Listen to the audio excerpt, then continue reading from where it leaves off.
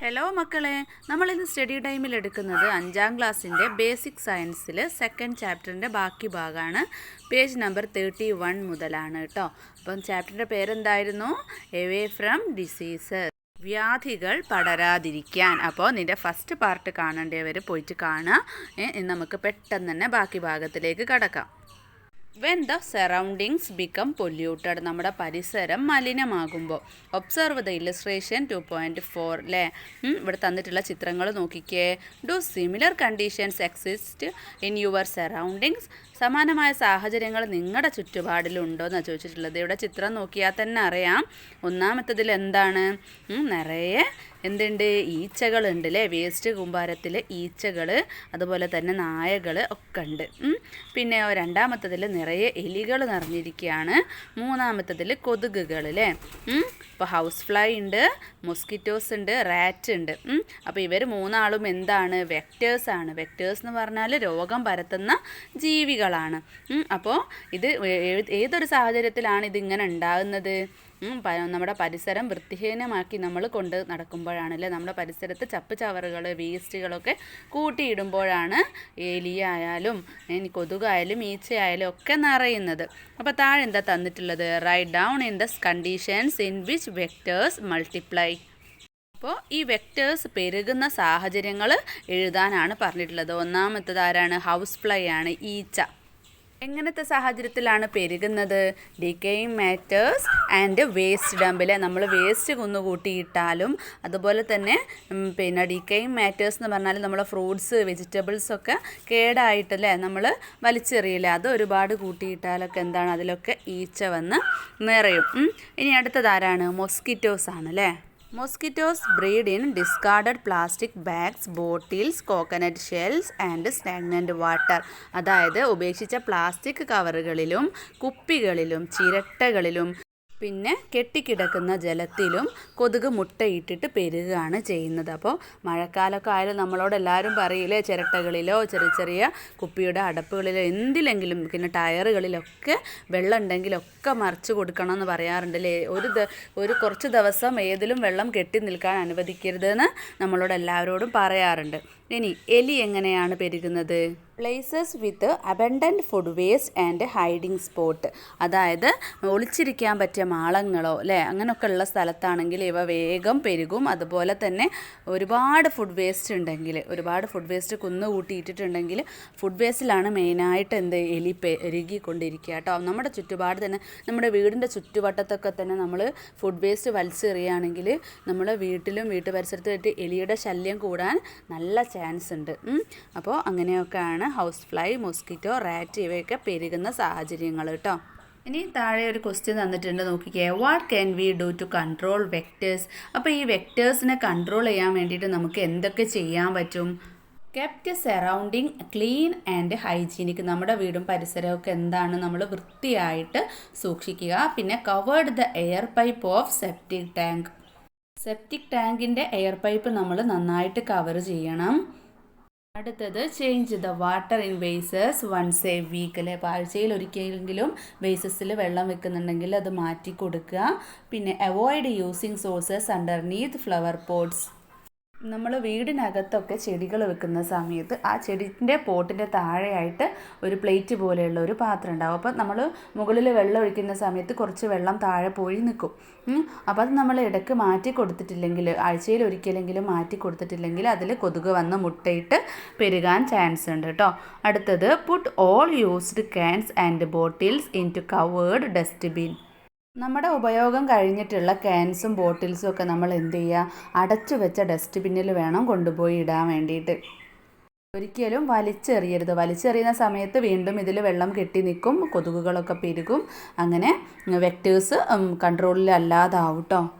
ഇനി let's control mosquitoes അല്ലേ. കൊതുകുകളെ നമുക്ക് നിയന്ത്രിക്കാം.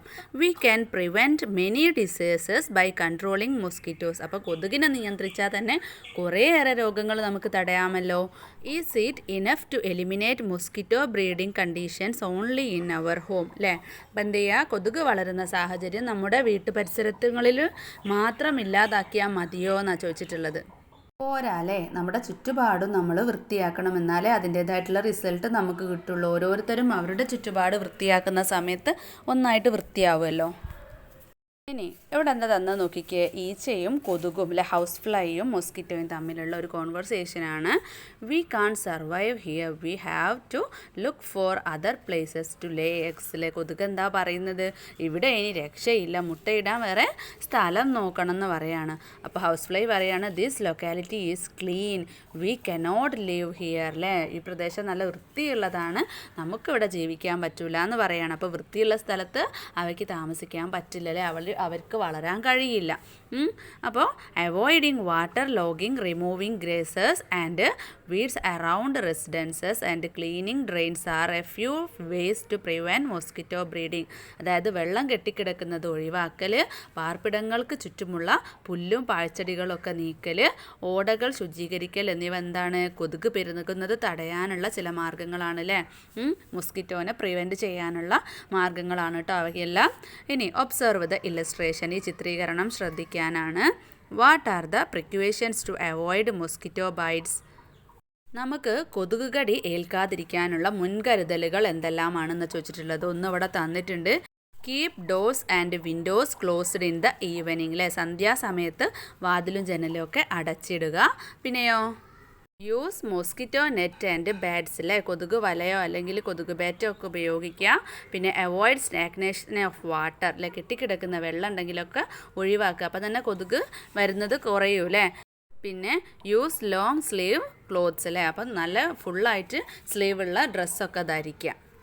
Will the hygiene of our surroundings be enough to prevent the spread of disease? രോഗങ്ങൾ പകരാതിരിക്കാൻ നമ്മുടെ പരിസര ശുചിത്വം മാത്രം നമ്മൾ ഉറപ്പാക്കാൻ മതിയോ എന്നാണ് ചോദിച്ചിട്ടുള്ളത്. പോരാ അല്ലേ. Let us see some other things to keep in mind അല്ലേ, ശ്രദ്ധിക്കേണ്ട മറ്റ് ചില കാര്യങ്ങളും കൂടെ ഇവിടെ തന്നിട്ടുണ്ട്, നോക്കാം. ആദ്യത്തെ കളത്തിൽ ഡിസീസസ് ആണ്, രണ്ടാമത്തത് things to keep in mind to prevent diseases അല്ലെ, രോഗങ്ങൾ വരാതിരിക്കാൻ വേണ്ടിയിട്ട് ശ്രദ്ധിക്കേണ്ട കാര്യങ്ങളാണ്. ഒന്നാമത്തത് എന്താണ്, diseases that spread through food and water അല്ലെ, ആഹാരത്തിലൂടെയും ജലത്തിലൂടെയും പകരുന്ന രോഗങ്ങളാണ്.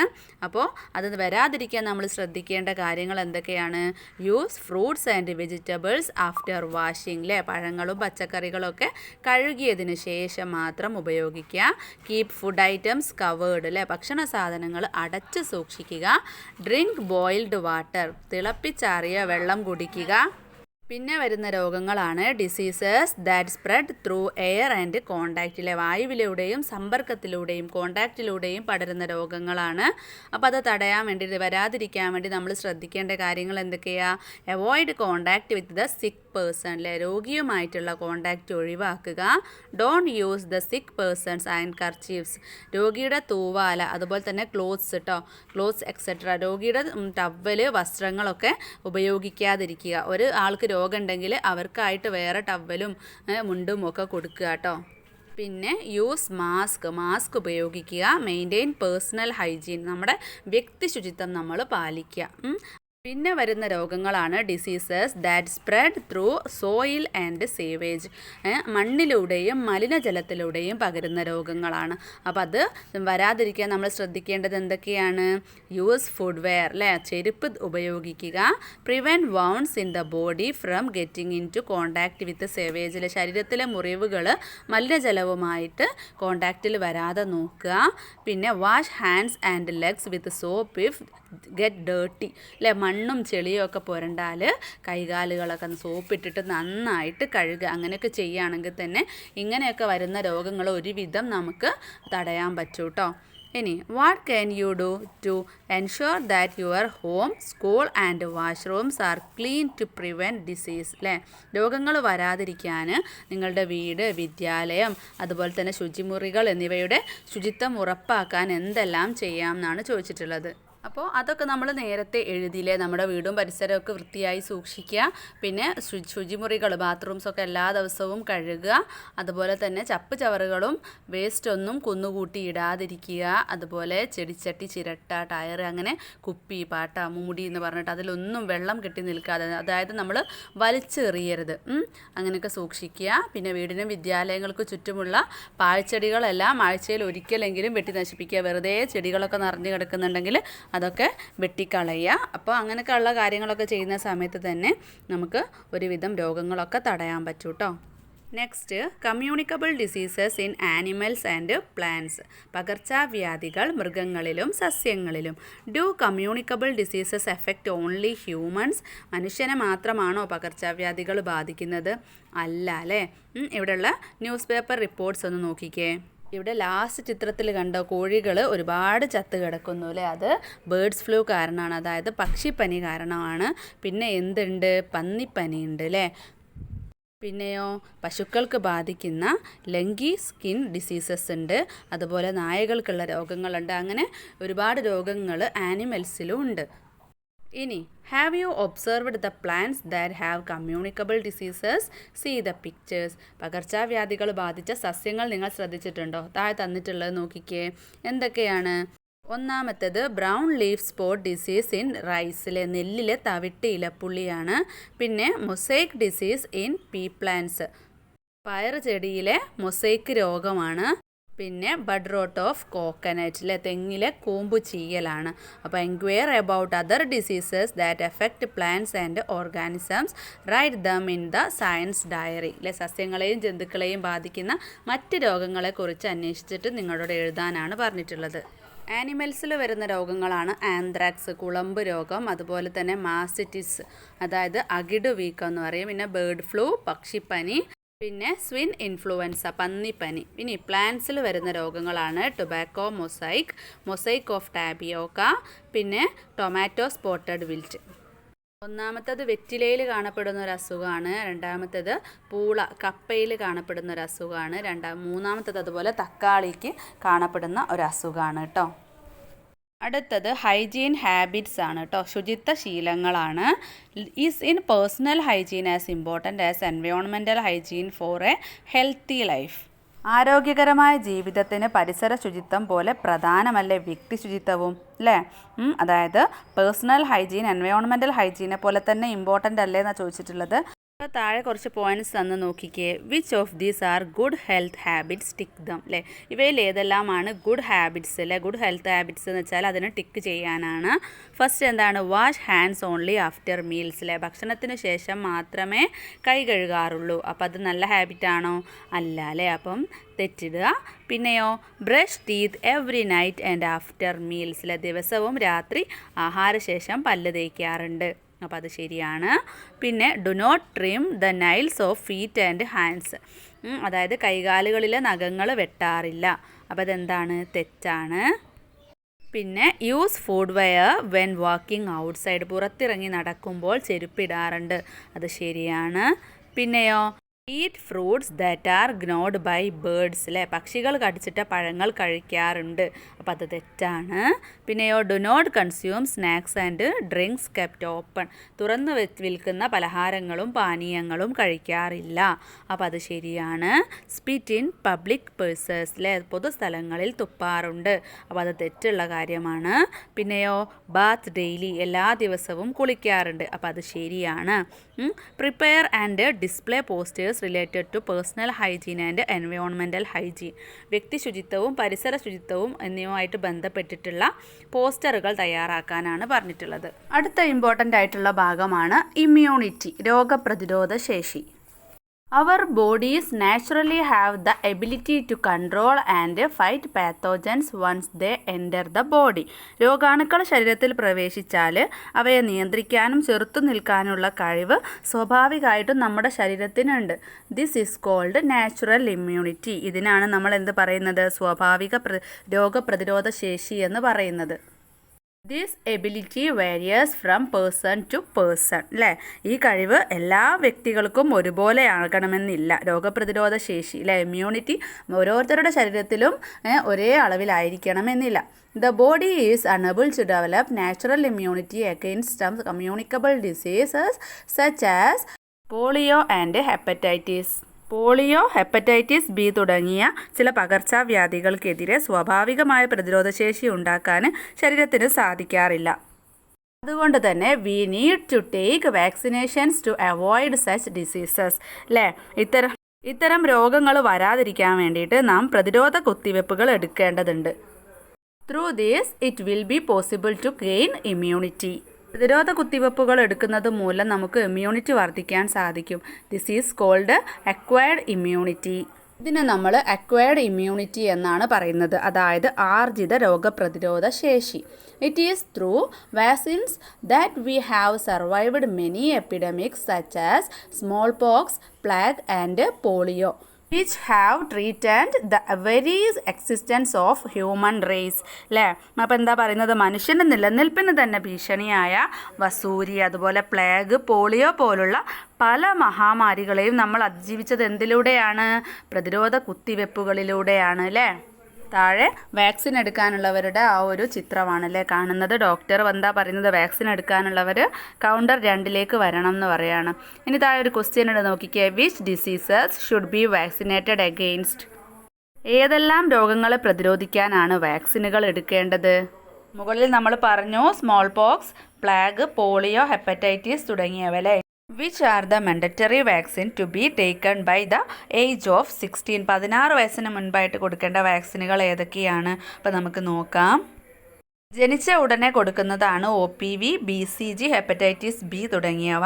പിന്നെ 6 വീക്കായിട്ട് OPV1, RVV1, പെൻഡാവാലൻറ്റ് 1, FIPV1, PCV1. പിന്നെ 10 വീക്സായിട്ട് OPV2, RVV2, പെൻഡാവാലൻറ്റ് 2. പിന്നെ 14 വീക്സായിട്ട് OPV3, RVV3, പെൻഡാവാലൻറ്റ് 3, FIPV2 ആണ്, PCV2. അപ്പോൾ അതിൻ്റെയൊക്കെ ഫുൾ ഫോം മുകളിൽ കൊടുത്തിട്ടുണ്ട് കേട്ടോ. ഇനി എന്താ താഴെ തന്നിട്ടുള്ളത്? Complete the chart by adding your findings. ആദ്യത്തെ കോളത്തിൽ നെയിം ഓഫ് ദ വാക്സിൻസ്, വാക്സിൻ്റെ പേരുകളാണ്. പിന്നെ വയസ്സ്, പിന്നെ ഡിസീസ്, ഏത് രോഗത്തിനാണ് എന്നുള്ളതും. അപ്പോൾ ഒന്നാമത്തത് പോളിയോ വാക്സിനാണ്. At time of birth. അല്ലേ? ജനിച്ച ഉടനെ തന്നെയാണ്. ഡിസീസ് പോളിയോ ആണ്. പിന്നെ name of vaccine hepatitis B ആണ്, അതും അറ്റ് ടൈം ഓഫ് ബർത്ത് തന്നെയാണ്. പിന്നെ ഡിസീസ് ഹെപ്പറ്റൈറ്റിസ് ബി ആണ്. പിന്നെ ടെറ്റനസ് ഡിഫ്തീരിയ വാക്സിന് അത് 10 ഇയർ 16 ഇയർ ആ ഒരു ടൈമിലാണ് കൊടുക്കുക. അത് ടെറ്റനസ്, അതുപോലെ തന്നെ ഡിഫ്തീരിയ ആണ് ഡിസീസസ്. പിന്നെ MR വാക്സിനാണ്, അത് 9 മന്ത് ആകുമ്പോഴാണ് കൊടുക്കേണ്ടത്. മീസിൽസ്, റുബെല്ല ഡിസീസസ് ആണ്, അതിനെതിരെയുള്ള വാക്സിനാണ് കേട്ടോ. ഇനി നമുക്ക് 9 മന്ത് മുതൽ 16 ഇയർ വരെ കൊടുക്കേണ്ട വാക്സിൻസ് ആണ് ഇവിടെ തന്നിട്ടുള്ളത്. 9 മന്തിൽ MR1, PCV booster, vitamin A, FIPV3 ആണ്. പിന്നെ 16 മന്ത്സ് ടു 24 മന്ത്സിൻ്റെ ഇടയിൽ കൊടുക്കേണ്ടതാണ് MR2, OPV booster, TPT booster, vitamin A2 ആണ്. പിന്നെ 5 മുതൽ 6 ഇയർ വരെ DPT ബൂസ്റ്റർ 2 ആണ്. പിന്നെ 10 ഇയർ ആകുമ്പോൾ TD1, 16 ഇയർ ആകുമ്പോൾ TD2. അപ്പോൾ ഇത്രയാണ്. അപ്പോൾ അതിൻ്റെ ഫുൾ ഫോം മക്കൾ മുകളിൽ നോക്കുക കേട്ടോ. Proper awareness is to be given to the people regarding the mode of transmission of diseases and the methods of prevention. What can we do for this? ഇതുപോലുള്ള രോഗങ്ങൾ ഒരാളിൽ നിന്ന് മറ്റൊരാളിലേക്ക് പകരുന്നു എന്ന് പിന്നെ ജനങ്ങളെ ബോധവാന്മാരാക്കാൻ, അതുപോലെ ഈ വാക്സിൻ ചെയ്യണം ഇതിനൊക്കെ വേണ്ടിയിട്ട് എന്നുള്ളത് ജനങ്ങളെ ബോധവാന്മാരാക്കാൻ നമുക്ക് എന്തൊക്കെ ചെയ്യാൻ പറ്റുമെന്നാണ് ചോദിച്ചിട്ടുള്ളത്. ഇപ്പോൾ ഡ്രാമ, പെപ്പർട്രി, പിന്നെ കാർട്ടൂൺ, പോസ്റ്റർ മുഖേന ചെയ്യാം. പിന്നെയോ ഇപ്പോഴും മിക്ക വീടുകളിലും കുഞ്ഞുങ്ങൾക്ക് വാക്സിൻ ഒന്നും നൽകാത്ത ആളുകളുണ്ട് കേട്ടോ. ചിലവർ കുഞ്ഞുങ്ങളെ വേദനയാക്കാൻ മടിച്ചിട്ടാണ്. അപ്പോൾ ആ ഒരു ചെറിയ വേദന അപ്പോഴേ ഉണ്ടാവുള്ളൂ. പിന്നെ വലിയ വലിയ രോഗങ്ങളിൽ നിന്ന് രക്ഷ നേടാം നമുക്ക് വാക്സിൻ എടുക്കുന്നതിലൂടെ. അല്ലേ? ചിലരെന്താണ് വാക്സിൻ എടുക്കുന്നത് ദോഷമാണെന്ന് വിചാരിച്ചിട്ട് എടുക്കാത്തവരൊക്കെ ഉണ്ട്. അപ്പോൾ അവർക്കൊക്കെ എന്താണ് ഒരു അവയർനെസ് ആയിട്ട് നമുക്ക് ഈ ഒരു മാർഗത്തിലൂടെ ഒക്കെ ചെയ്യാം. പപ്പട്രി എന്ന് പറഞ്ഞാൽ പാവനാടകമാണ് കേട്ടോ. പിന്നെ അതിലേക്ക് നമുക്ക് എന്തൊക്കെ കൂട്ടിച്ചേർക്കാം? നോട്ടീസ്, അവയർനെസ് ക്ലാസ് ഒക്കെ നമുക്ക് ചെയ്യാം. Diseases can be kept away with proper awareness and preventive measures. Healthy people are the wealth of A nation. എന്താണ്? ശരിയായ അറിവും പ്രതിരോധ മാർഗങ്ങളും കൊണ്ട് രോഗങ്ങളെ അകറ്റി നിർത്താം. ആരോഗ്യമുള്ള ജനതയാണ് നാടിൻ്റെ സമ്പത്ത്. ഇനി നമുക്ക് ലെറ്റേഴ്സ് ആക്സസിൽ ഫസ്റ്റ് ക്വസ്റ്റ്യൻ നോക്കാം. Write down 5 decisions you have taken to maintain personal hygiene. വ്യക്തി ശുചിത്വം പാലിക്കാനായി നിങ്ങളെടുത്ത 5 തീരുമാനങ്ങൾ എഴുതാനാണ്. Bath every day, brush my teeth at least twice a day, wash my hands before and after taking food with soap, clean my house and surroundings always neat, cut my nails regularly. അപ്പോൾ ഇത്രയും കാര്യങ്ങളൊക്കെ നമുക്ക് എഴുതാം. ഇനി second question, personal and social hygiene R important in preventing communicable diseases. Do you agree with this statement? Communicable diseases പകരാതിരിക്കാൻ വേണ്ടിയിട്ട്, തടയാൻ വേണ്ടിയിട്ട് പേഴ്സണൽ ഹൈജീനും സോഷ്യൽ ഹൈജീനും ഇമ്പോർട്ടൻ്റ് ആണെന്നാണ് പറഞ്ഞിട്ടുള്ളത്. അപ്പോൾ ഈ അഭിപ്രായത്തോട് നിങ്ങൾ യോജിക്കുന്നുണ്ടോ? ഉണ്ട് അല്ലേ? Yes, I agree with the statement അല്ലേ? ഈ സ്റ്റേറ്റ്മെൻറ്റിനോട് യോജിക്കുന്നു. Personal hygiene helps you to clean your body and makes diseases free. അതായത് പേഴ്സണൽ ഹൈജീൻ ഉണ്ടായാൽ എന്താണ്, നമ്മുടെ ബോഡി ക്ലീൻ ആയിരിക്കും, അതുപോലെ തന്നെ ഡിസീസസ് ഫ്രീയും ആയിരിക്കും അല്ലേ? ഇനി social hygiene helps to prevent the transmission of diseases. Social hygiene ഉണ്ടെങ്കിൽ രോഗങ്ങൾ പകരാതിരിക്കാൻ വേണ്ടിയിട്ട് സഹായിക്കും. If personally all human are well hygiene and germs free. അപ്പോൾ എല്ലാ മനുഷ്യരും ഹൈജീൻ കീപ്പ് ചെയ്യുകയാണെങ്കിൽ എന്താണ്, ജേംസ് ശരീരത്തിലേക്ക് കയറുന്നത് കുറയും, ജേംസ് ഫ്രീ ആവും, അതുകൊണ്ട് തന്നെ റിസ്ക്കും കുറയും അല്ലേ? Then the risk of spreading communicable diseases decreases, കൂടുന്നത് കുറയും. Question number 3. Do you agree with the following precautions that we should take to control vector-borne diseases? Vector borne ഡിസീസസിനെ കൺട്രോൾ ചെയ്യാൻ ഇതിൽ ഏതൊക്കെ പ്രിക്കോഷൻസ് ആണ് നോക്കുക. അപ്പോൾ നമുക്ക് ഓരോന്ന് വായിച്ച് നോക്കാം. Eliminate conditions that cause sewage accumulation. അതായത് മലിനജലം കെട്ടിക്കിടക്കുന്ന സാഹചര്യം ഇല്ലാതാക്കുക. അപ്പോൾ അത് ടിക്ക് ചെയ്യുക. പിന്നെ disposal of garbage in public places, മാലിന്യങ്ങൾ പൊതു ഇടങ്ങളിലേക്ക് വലിച്ചെറിയുക. അപ്പോൾ അത് വേണ്ട. പിന്നെ if water retention is unavoidable breed fish such as guppy and gambusia in it അല്ലേ? അപ്പോൾ വെള്ളം കെട്ടി നിർത്തേണ്ട സാഹചര്യം അനിവാര്യമെങ്കിൽ അതെന്ത് ചെയ്യുക, അതിൽ ഗപ്പി, ഗാംബൂസിയ തുടങ്ങിയ മത്സ്യങ്ങളെ വളർത്തുക. പിന്നെയോ food items need not be kept covered, ഭക്ഷണ സാധനങ്ങൾ അടച്ചു സൂക്ഷിക്കേണ്ടതില്ല. അപ്പോൾ അത് തെറ്റാണ്. Use food items only after washing, ഭക്ഷണ സാധനങ്ങൾ കഴുകി മാത്രം ഉപയോഗിക്കുക. അപ്പോൾ അത് ശരിയാണ്. ഡ്രിങ്ക് ബോയിൽഡ് വാട്ടർ, തിളപ്പിച്ചാറിയ വെള്ളം കുടിക്കുക. അപ്പോൾ അത് ശരിയാണ്. Keep the house and surroundings clean, വീടും പരിസരവും ശുചിയായി സൂക്ഷിക്കുക. അതും ശരിയാണ്. പിന്നെ practice proper waste disposal at sources, ഉറവിട മാലിന്യ സംസ്കരണ രീതി ശീലമാക്കുക. അപ്പോൾ അതും ശരിയാണ്. അപ്പോൾ മക്കളെ, ഇത്രയാണ് ഈ ഒരു പാഠഭാഗത്തുള്ളത്. അപ്പോൾ പാർട്ട് 1 പാർട്ട് 2 വേണ്ടവർ പോയിട്ട് കാണുക കേട്ടോ. അപ്പം ഇത് മുഴുവനായിട്ട് കിട്ടണമെങ്കിൽ, ഈ സബ്ജക്റ്റിൻ്റെ ഫുൾ ക്ലാസ് കിട്ടണമെങ്കിൽ ക്ലാസ് 5 ബേസിക് സയൻസ് നടിച്ചാൽ മതി. പ്ലേലിസ്റ്റ് എവിടെ വെച്ചാൽ നമ്മളെ ചാനലിൽ കയറിയാൽ വീഡിയോ, ഷോർട്സ്, പോഡ്കാസ്റ്റ്, പ്ലേലിസ്റ്റ് അങ്ങനെ കാണാം. അപ്പോൾ പ്ലേലിസ്റ്റിൽ നിങ്ങൾക്ക് ഏത് ക്ലാസ്സാണോ ഏത് സബ്ജക്റ്റാണോ വേണ്ടത് അതിൽ നോക്കിയാൽ ഫുൾ ക്ലാസ്സസും കിട്ടുന്നതാണ്.